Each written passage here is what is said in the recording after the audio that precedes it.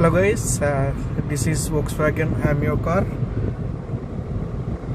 and this has an option of cruise control. So let me show you how we can operate the cruise control in Volkswagen Amio car. Say now I am driving at around 69 kilometers per hour.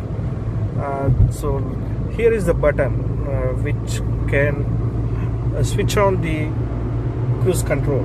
So I just switched on the cruise control, and here you can see the green color indication that the cruise control is on.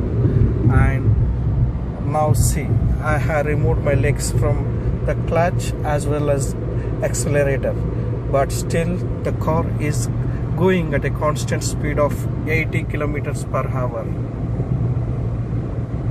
You can free your legs at this time, and if you just want to turn up the cruise control, just push the clutch. That's it.